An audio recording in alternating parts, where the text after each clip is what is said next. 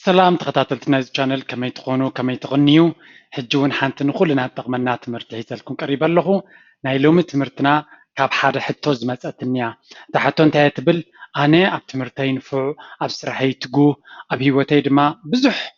نوح سقم تخيد له كاب تزحسب زنورك بزح علامات هاريمه انت خونا جن حقوس هيكون حقوسي اي حقوسن زلخو انت هاي تتنكس لما انت هيك حقوس هيك تبل حتايا من البات ملسي أتحساسبانا خيكون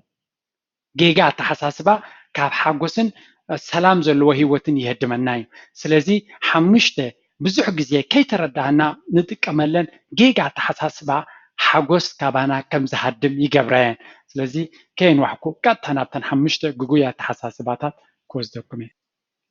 امبارنا إلو مارس تمرتنا eliminate these 5 toxic beliefs to live happy ياتبل زين حمشت حجنريان نزيان انت علينا حق السخونة هيوت رجوع السخونة السلام زلوه ناي دقن ناي وشتن سلام زلوه هيوت كنا برن خلي ياتبل ما كاتا نابتا تمرت وزكم number 1 you need someone to be complete من البعض قليهم استاذ حساسبانا مزوج زي سمعنايون كجراج زخيل يمثل خون انتهيت بلنا دلوبسي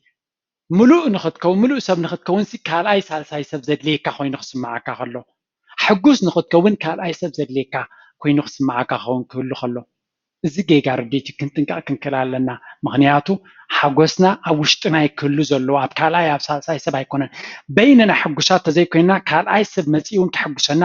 ኣይክእልኒ እዚያ ክትርዳእና ኣለዋ ንበይንና ክንፈትሖ ዘይክእል ሽግርና ካልእ ሰብ ክፈትሓልና ምፅባይ ጌርና ንወሰዶ so if you think life is sad and terrible because you don't have a significant other think again ሂወትካስ መሰልቸውን ዘይሕጉስን ምሉእነት ዘይብሉ ርግኣት ዘይብሉ ሲ ካልኣይ ዓርኪ ወይ ሰበይቲ ወይ መሓዛ ወይ ያ ብፍላይ ኣፍቃሪ ወይ ሰብኣይ ስለ ዘይብልካ ወይ ሰበይቲ ስለ ዘይብልካ ኮይኑ ስማዓካ እንተሎ ምናልባት ኣስተውዒልካ ምሕሳብ ከድሊ ምክንያቱ ናይ በይንኻ ናይ ግልኻ ሓጎስን ሰላምን ከይ ኣወጅካን ከይ ወነንካን ካልእ ሰብ ኣምፂኻ ንዑ ከምፃልካ ትደሊ እንተለኻ ነቲ ሰብ ክትብድሎ ኢኻ ተሓዳር ወይ ሂወትካ ሕጉስ ክኸውን ኣይክእልኒ ምክንያቱ ናትካ ወይ ናትካ ሓጎስ ንስኺ ኢኺ ወይ ንስኻ ኢኻ ተሓታትናቱ ንስኻ በይንኻ ወይ ንስኺ በይንኺ ኢኺ ክትዕርዮን ክትረኽብዮን ዘለኪ እዚኣ ከነስተውዕለላ ክንክእል ኣለና if you don't have anything in your life how is a new partner going to help እንድሕር ኣብ ሂወትካ እዚ ንብሎ ዘለና ውሽጣዊ ሰላም ድዩ ካልእ ዘይብልካ እንተኮይኑ ከመይ ገይሩ ሓድሽ ሰብ መፅኡ ነዚ ክእትወልና ኣይክእልኒ እዩ ምናልባት ፀገም ኣበይ ዘሎ ውሽጣዊ ደስታን ሓጎስን ዘይብሉ ሰብ ከምኡ ኢሉ ተብተብ ኢሉ ካልእ ሰብ የምፅእ ወይ ምስ ካልእ ሰብ ይራኸብ እሞ ነቲ ሰብ ሕማም የምፅኣሉ እቲ ሰብ ንነፍሱ ዳእዩ ሰብ ክሕጉስ ዝኽእል ነፍሱ ሕጉስ ተኮይኑ ኢኻ ሓጎስ ክህብ ዝኽእል እምበር ንባዕሉ ውሽጡ ንነፍሱ በዓል ክሕጉሳ ዘይከኣለሲ ካልእ ሰብ መፅኡ ክሕጉሶ ንዑ ካብቲ ካልእ ሰብ 10 ግዜ ዝፅበ እንተር ኮይኑ ዘጂ ስማዕ ብዙሕ ግዜ ኣይ ሓጎስ የምፅኣለይን እዩ ኣይግደሰለይን እዩ ገለ መለ ምግዳስ ኣገዳስን ድዩ ግን እንታይ ማለት እዩ ሓደ ግዜ እቲ ምኽንያታት ውሽጥና ንድለዮ ስለምንታይ ኢና ከምኡ ንኸውን ዘለና ክንብል ኣለና ካብ ኩሉ ግዜ ነቲ መፃምድትና ኣፍቃሪና ድዩ ካልኣይና ብሓዳር ድዩ ንዑ ካብ ንወቅስ ነፍስና ንሕተት ምናልባት ንሕና ከይንኸውን ትፀገም ምናልባት ንሕና ውሽጥና ከነፅርን ክንቋፀርን ዘይከኣልና ናብቲ ካልእ ሰብ ናስ ገርና ንሕምም ከይንህሉ ክንጥንቀቕ ኣለና ምክንያቱ ኣነ ኩሉ ግዜ ዝብላ ውልቃዊ ሓላፍነታውያን ሰባት ክንከውን ኣለና ናይ ግልና ሓላፍነት ክንወስድ ክንክእል ኣለና ዋላ ብሕብረተሰብ ደረጃ ድዩ ብኩሉ ክንዛረብ ከለና ቅድም ኣባና ክጅመር ክኽእል ኣሎ ኣነ ከመይ ዓይነት ሰብ እየ ክንብል ኣለና ንካልኦት ቅድሚ ምፍራድና ኣብ ሓዳር ኣብ ፍቅሪ ድማ ቀዳመይቲ ንኻልእ ሰብ ቅድሚ 10 ግዜ እንተኮይኑ ዘይርድኣኒ እንተኮይኖም እዮም ሰባት ዘይርድኡኒ ክትብል ከለኻ ጌጋ እዩ ሰባት ንክርድኡኻ ቅድም ንስኻ ነቶም ሰባት ዝርድኦም ነገርካ ክትፈልጥ ኣለካ ምክንያቱ ጌጋ እንተለኻ ክርድኡኻ ይክእሉን እዮም ሓደ ግዜ ኻ እንታይ ይብሉ ኣብ ዓድና ሰለስተ ሰባት ርእስኻ የላን እንድሕር ኢሎም እንታይ ክትገብር ኣለካ ርእስኻ ትንክፍ ከተብል ኣለካ ሜቢ ሓቆም ክኾኑ ይኽእሉ እዮም ምክንያቱ ተተንኪፍካ ተፀኒሓትካ በልሓን ፀገም የብልካ እንታይ ማለት እዩ ሰባት ንቐፌታ ሓደ ነገር ክቡኻ ከለዉ ምናልባት ንስኻ እውን ኦኬ ሓቆም ክህልው ይኽእሉ እዮም ዝብል እምነት ክህልወካ ክኽእል ኣሎ first find what you want out of your life مجمريا انت اخذت دلا في هيوت ابزا هيوت انت اخذت قبرت دالي انت يتعلامنا هيوت كان نسخه مفريخه عخاسي حقوس قبرك اب كمي مومنت حقوس تقوم ስለዚህ ነዚያ መፍለጣ ተንስኻ ክትገብራ ዝተዋሃበትካ ፀዋዕታ ዕላማ እንድሕረኺብካያ ንዕኡ እናስራሕካ ከለኻ ሰበይቲ ኣፍቃሪ ተመፂኦም ወላ ሓንቲ ፀገም የብልካ ምክንያቱ ንዓኻ ካብ ውሽጥኻ ዝሕጉሰካ ዕላማ ስለ ዘለካ እቲ ሰብ ምሳኻ ኮይኑ ሓጎስ ንኽትቦን ሓጎስ ክትቀበልን ቅሩብነትን ክእለትን ኣለካ number 2 you are the victim كل ግዜ ንስኻ እቲ ግዳይ ከም ዝኾንካ ግዳይ ምዃንካ ተቕርብን ተኣምንን እንድሕር ኮይንካ ሰብ ዓብዪ ፀገም እዩ እዚ እጅ ዝርአ እዩ if you draw attention to yourself because of what happened in the past you won't grow ኣብ ዝሓለፈ ዝተፈላለየ ሽግር ሰጊርካ ክትከውን ትኽእል ኢኻ ብዙሕ ፀገማት ዝሓለፍካ ክትከውን ትኽእል ኢኺ ኩሉ ሰብ ካብ ፀገማት ብፍላይ ኤርትራዊ ብመንፅሩ ድማ ሓበሻ ተሪናዮ እቲ ጉዕዞ ናይ ስደት ብፍላይ ኣብ ስደት ዘሎ ማለት እዩ ብዙሕ ሽግራት እዩ ዝሓልፍ ኣብ ሂወቱ ካብኣቶም ኣነ እየ ናምበር 1 ብዙሕ ሽግር እዚ ኩሉ ሰሃራ ድዩ ባሕሪ ድዩ ገለገለ ዝበሃል ኩሉ ስግሮ ዶ ብኣፍ ደገ ጥኢት እናሓለፍከ ይወፅእ ኣብኡ ተመላሊስካ 10 ግዜ ኣነ ዘሕልፍኩ ኣነ እኮ ከምዚ ኮንኩ ኣይተዓብን ኢኻ ኣብኡ ኮለል ክትብል ክትርስዖ ኣለካ ማለት ኣይኮንኩም ክትምለሶ ኣለካ ትሓስበሉ ኣለካ ግን ኣብኡ ኩሉ ግዜ ክትነብር የብልካ ኩሉ ግዜ ግዳይ ናይቲ ዝኾንካ ወላ ዝለዓለ ዓመፅ ተፈፂሙ ክኸውን ይኽእል እዩ ኣብ ልዕሊኻ ኢትስ ኦኬይ ኣይሞትክን ክሳብ ሕጂ ኣለኺ ኣብዚ በፅሕካ ሶ ኣብቲ ሽዑ ዘጋጠመ ነገር ኮለል ክንብል ከለና መክሰብ የብልናን ካብኡ ምውፃእና ከም ሓያላት ጌርና ነፍስና ንእመና I'm very strong እዚ ናብዚ ክንበፅሕ ምኻልና እሞ ኣብዚ ከምዚ ምህላወይ ከኹርዓንን ክሕበነሉን ኣለና እምበር ኣብቲ ዝሓለፈ ሸንኮለል ክብል የብለይ Playing the victim creates a sense of drama in our lives that we think is necessary ከምዚ ውፁዓት ኮይንካ ምሕሳብ ሓደ ውፁዕ ሰብ የለን ውፁዕ ኮይንካ ምሕሳብ ጥራይ ዘሎ እምበር ዝኾነ ሰብ ውፁዕ ክኾን ኣይክእልን ምክንያቱ እቲ ዝኸፈ መንገዲ ክልተ ሰባት ሓደ ዓይነት መንገዲ ሓሊፎም ከሎ እቲ ሓደ ነቲ ዝሓለፎ መንገዲ ከም ንዑ ምንጭ ናይ ሓይሉ ገይሩ እዩ ዝወስዶ ተኻላይ ከ ምንጭ ናይ ወፅዓናቱ ሕጂ ኮይንዎ ዘሎ እቲ ሽዑ ዝተወፅዐ ከም ዝገበረ እዩ ንኣብነት መንገዲ ሰሃራ እንተወሲድና ብዙሕ ሰብ ብዙሕ ትራውማታት ኣለዎ ብዛዕባ ናይ ሰሃራ ንኸዳኽሞ ኢለ ኣይኮንኩም ብዙሕ ፀገማት ኢና ሓሊፍናው ካባይ ንላዕሊ ብዙሕ ፀገም ዝሓለፈ ሰብ ከም ዘለዎን ይፈልጥ እየ ኤግዛክትሊ ከምኡ ሰባት ዘሕልፉ ክልተ ዓይነት ባህር ኣለዎም ገሊኦም ኣነ እኮ ክንዲዚ ዝሓለፍኩ ሓያል ሰብ እየ ኣብ ዘሎ ጫምለቕለቕ ሂወት ዝኾነ ክገብረኒ ይክእልኒ ብወርቂ ተፈቲነ ዝሓለፍኩ እየ ዝብል እምነት ኣለዎም ካልኦት ከዓ ኣነ እኮ እቲ ሽዑ ዘጋጠመኒ ፀገም ክሳብ ሕጂ ካብዚ ከይወፅእ ገይሩን ዘሎ ንሱ ኢሎም ነብሶም ኣብኡ ኣሲሮማ ዘለዉ ሰባት ካለው ኣይኖትዮም ትምዕውታት ብርግፅ መልሲ ኣድልዮም እትዮም ነቲ ፈተና ዝሓለፎም ወርቂ እውን እኮ ብሓዊ ተፈቲኑ እዩ ዝሓልፍ እቲ ፅባቐ እቲ ሓቀኛ ወርቂ ብሓዊ ምስ ተፈተነ እዩ ዝፍለጥ ስለዚ እቲ ዝሓለፍናዮ ፈተና ከትረናን ከፅንዓናን ኣለዎ እምበር ኣብኡ ተመሊስና ንሕና ትውፅዓት ኢና ኣነ ከምዚ ኮይነ ከምዚ ኮይነ እናበልካ 10 ግዜ ምምራር ዘምፅእ ለውጢ የብሉን ዋላ ኣብ ኤርትራ ዘሎ ሲስተም እንተኾነ እቲ ትምህርቲ ኩሉ ደኺሙ እዩ ገለመለ ብዙሕ ሰብ ኣሎ ትምህርቲ ፅቡቕ ኣይረኸብናን ዝብል ኤግዛክትሊ ምሳኻ ዝነበረ መንእሰይ ግን መፅኡ ሎሚ ኣበይ በፂሕ ኣሎ ኩልና ንፈልጦ ኢና ክንደይ በላሕቲ ቆልዑ ድሕሪኦም ሓንቲ ትምህርቲ ዘይተዋሃቡ ሳልሳይ ክፍሊ ኣብ ሻድሻይ ክፍሊ ገዲፎሞ ዝመፁ ኣብ ዝለዓለ ደረጃ ዝበፅሑ ይፈልጥ ኣነ ኣብዚ ጥቃይ ኣብ ሻብዓይ ሻምናይ ዝገደፎ ትምህርቲ እንታይ ማለት እዩ ኤክስኪዩዝ ኣይገበሩን እዚኣቶም ኣነ ከምዚ ኮይነ ትምህርቲ ቀደም ገዲፈ ገለገለ ኣይበሉን ኖ ሕጂ ጀሚረ ከርክብ ክእል እየ ኢሎም ኣርኪቦም ድማ እዚ ኩሉ ብዙሕ እዚ ናይ ትምህርቲ ዝብሎ ዘለኹ ኣነ ሳክት ካብ ዘረባ ኣይኮነ ብኣካል ዝርዮም ሰባት ካብኦም ዝመፅእ ስለዚ ኩሉ ክግበር ክእል እዩ don't make the mistake of thinking you need to be the person you were yesterday ካልኣይ ድማ ኣብቲ ዝሓለፈ ሂወትና ንክነብር ክንውስን ክንግደድ የብልና ዝሓለፈ ሓሊፍ እዩ ፅቡቕ ይኹን ሕማቕ ካልእ እንታይ ፀገም ኣሎ ኣብዚ ግዜ እዚ ኣብ ኤርትራ ኣነ ፅቡቕ ነይረ ኣነ ንፉዕ እየ ነይረ ኣነ ከምዚ እየ ነይረ ለንቀነ እውን ዝሰምዖ ዘለካ ካብቲ ይደልኒ ወዲ ከተማ ወዲ ገለመለ ኣነ ኣብ ዓዲ ተወሊደ ኣብ ከረን እየ ግን ዓብየ ስለዚ ኣብ ከተማ እየ ዓብየ ዝበፅሐ ግዜ ማለት ካብ ቀዳማይ እውን ኣብ ከተማ ተማሂረ እቲ ኣብ ገጠር ዝዓበየ ሰብ ኣብ ዩኒቨርሲቲ ይሪኦም ነይረ ካባና ዋላ ሓንቲ ምናልባት መጀመርያ ዝመፅሉ እቲ ከተማ ሓዲስዎም ኮን ድሕሪ ቁርብ ግን ኣዳፕት ገይሮም ንሕና እውን ንባዕልና ኣስመራ ክንከይድ ከለና ደቂ ካብ ንሸይ ከተማ ስለ ዝመፀና በዓል ከረን ኣስመራ ዓብይ ነይሩ እንታይ ማለት እየ ካበይ መፂኻ ኣይኮነን ዘገድስ ሎሚ ኣበይ ኣለኻ ሕጂ ድሕርስኻ ኣነሲ ኣብ ከተማ ዓብየ ወዲ ሹቕ እየ ትብል ተኮይንካ show it ሮናልዶ እንታይ ይብል don't brag about your dreams show them እስኻ ኣነ ከምዚየ ትብሎ ኣርዮ ብግብሪ ሰብ ሽዑ እዚ እሞ በሊሕ እንዲ ነይሩ ክብለካ ይኽእል እምበር ስኢልካ ብዘረባ ብላብላ ዘምፅኦ ለውጢ የብሉን ስለዚ ወዲ ገጠር ወዲ ከተማ ዝበሃል የለን ኣብ ኩሉ ወዲ ከተማ በቲ ዝዓበዮ ክሓፍርን ዝኾነ ከብል የብሉን ወዲ ገጠር ድማ በቲ ዝዓበዮ ቅርጡ ዝኾነ ተዓባብያ ስብእነት ክሕበን ኣለዎ ወዲ ከተማ ነየቐኒ ዋይ ንስኻ ክትናዓቕ ስለ ዘለኻ ኢኻ ወዲ ከተማ ነየቐኒ ትብል you don't care about why should you care ከተማ ዝነበረ ኤርትራ እኳ እታ ኤርትራ ንፈልጣ ኢና ብሙሉና ካብ ገጠር ኢና መፂና ኣብዚ ምዕቡል ዓለም ከለና ኤርትራ ኣስመሩ ደቂ መሃሪኡ ኩሉ ከረኑ ኩሉ ገጠር እዩ መን ኣሎ እዚ ቴክኖሎጂ ሕጂ ንሪኦ ዘለና ቴስላ ርዩ ዝፈልጥ ነይራው ፌራሪ ርዩ ዝፈልጥ ነይራው ስማርትፎን ርሒዙ ዝፈልጥ ነይሩ ነው ኩሉና ካብ ገጠር ኢና መፂና ሰው እቲ ሓደ ግዜ እቲ ካብ ገጠር ዝመፃና እውን ኮንፊደንስ ክህልወና ኣለዎ ስኢና ኢንፌሪዮሪቲ ኮምፕሌክስ ዝበሃል ኣሎ ነብስኻ ኣትሒትካ ትሪኣ ተኮይንካ ንዘለኣለም ሰባት ንእሽተይ ምስ ተዛረቡኻ ክትንከፍ ክትነብር ኢኻ ኣነ ፈልጥ እየ ኣብ ገጠር ተወሊዶም ዝዓበዩ ካብቶም ደቂ ከተማ ንላዕሊ ደቂ ሹቕ ብኩሉ ነገር ሸይጦምካ ክመፁ ዝኽእሉ ንስኻ ዲኻ ኣነ ኢንፋክት እዚ ወዲ ከተማ ወዲ ገጠር ዝብል ካብ ዝርስዖ ዘመናት ኣለኒ ምክንያቱ ንዓይ ኣብዚ ሰብ ክሳዕ ክንደይ ተዓፃፀፊ ዘገድሰኒ እሱ ትብልሑ ዘንፀባርቕ እምበር ኣብይ ዓብዩ ካልእ ኣርእስቲ እሱ ሕጂ ናብኡ ክመልሰኩም እውን ድሌታ ኣይኮነን ግን እዚ ቶፒክ እዚ ብዙሕ ግዜ ስለ ዝሓተትክዎ ብዛዕባኡ ንግረ መንገደይ ክትንክፍ ስለ ዘለኹ እየ ወዲ ከተማ ወዲ ገጠር ዝበሃል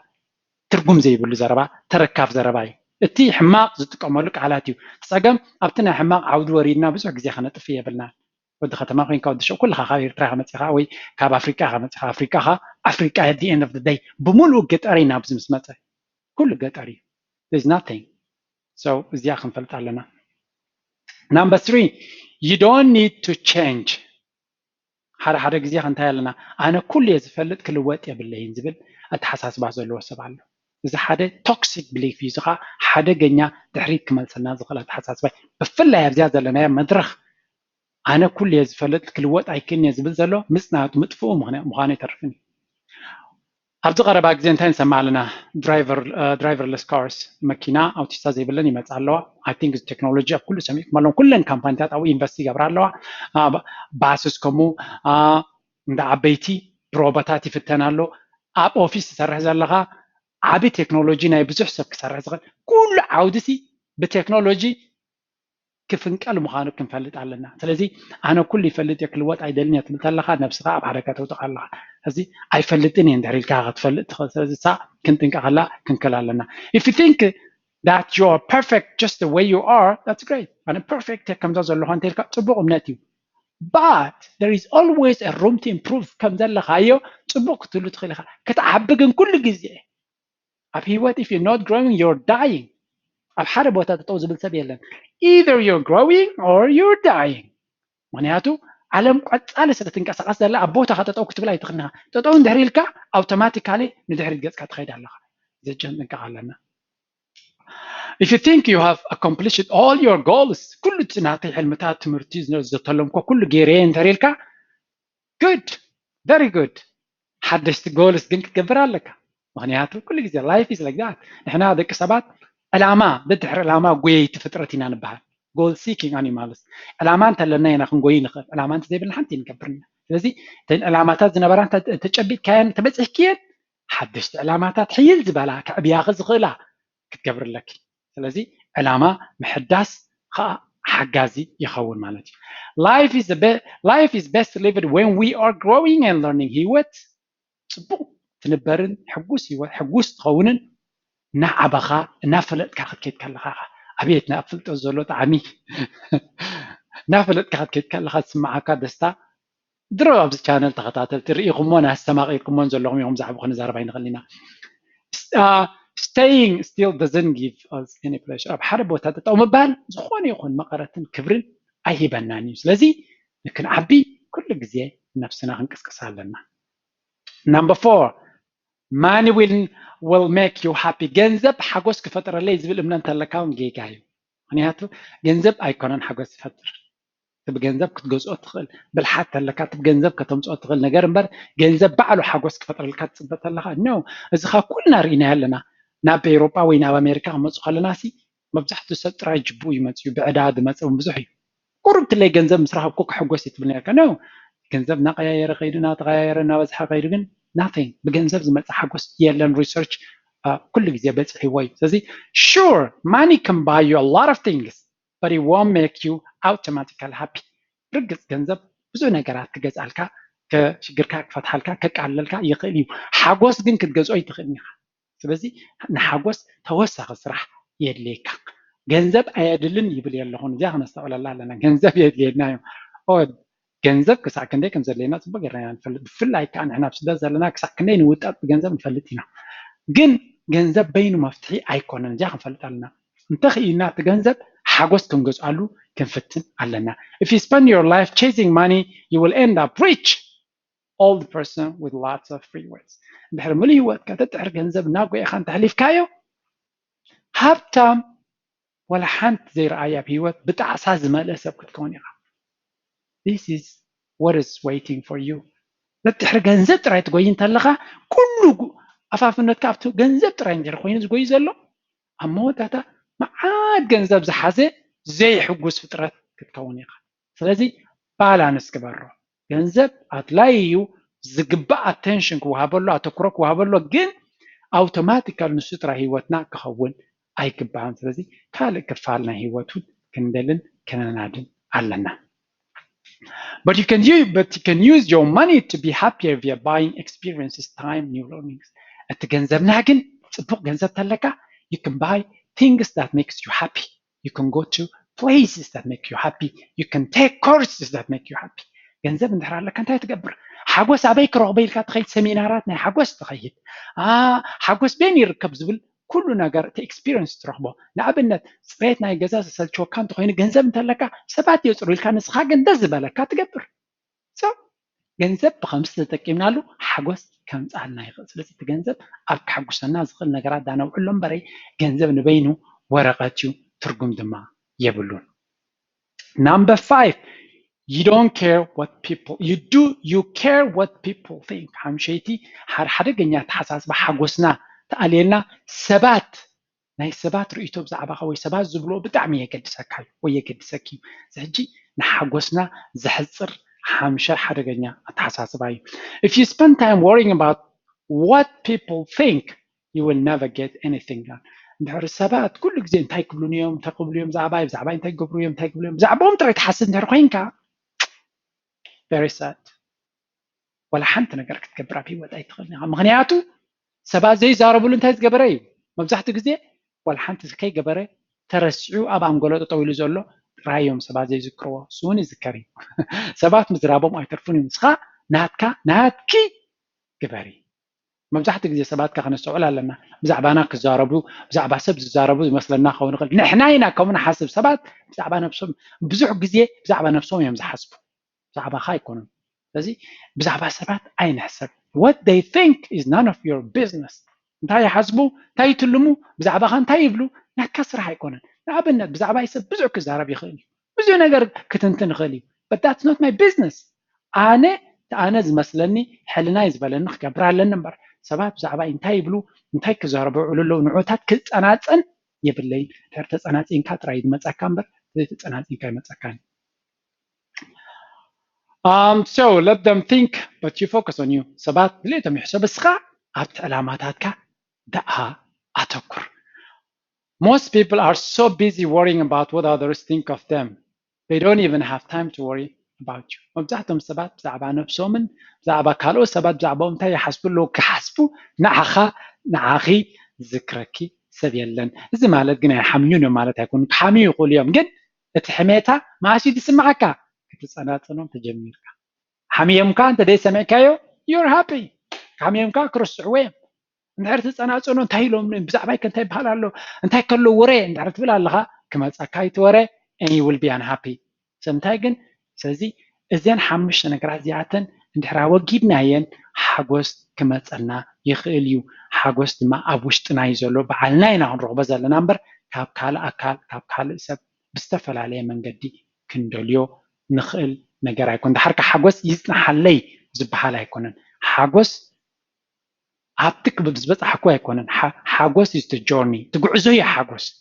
نعبد مزبزحكو كحقوسي نو جارانتيا بالكا من كتبصح قويلك أنا بلان كنقبر كلنا كنبصتنا ينبصنا ينفلتنا سلازي أبتاز لنا يا مدرخ تنقبر زلنا بحقوس منفس كنقبرو نفت أمبار أمودا تكفلنا زي فيديو بصحنا لنا نبزح سبات أبتي بزوح نجرنا جبرنا خلنا وشتنا حقوس زهدمنا زلو من البعد كنت حقوس تخوني عزب القوى حساب يعني را I hope نتي أوشتنا زلو حقوس نروح بنخون حقوس كا مبزحت جزية أوشتنا ندليو كاب تجي أي ندليو أوشتنا تفتيرنا حقوس كاب سبات كل جزية تدمر حقوس كهونا لين إحنا خان خالد سبات حقوس كنبينا منياتو أوشت زلو يو كجبرز أوشت زي بلو كبر አይከኝም ስለዚ ውሽጣዊ ሓጎስ ልዕሊ ማንም ክንሰርሓሉን ክንደኽመሉን ኣለና እቶም ንመጀመርያ ኣብዚ ቻነል መፂኹም ነዛ ቪድዮ ትሪኡ ዘለኹም ሽመይ ጆርጆ ይበሃል ድራር ጂድራር ዝብል ቻነል ሰብስክራይብ ተጌርኩም ብዙሕ ሃናፅን ጠቃምን ብርግፅ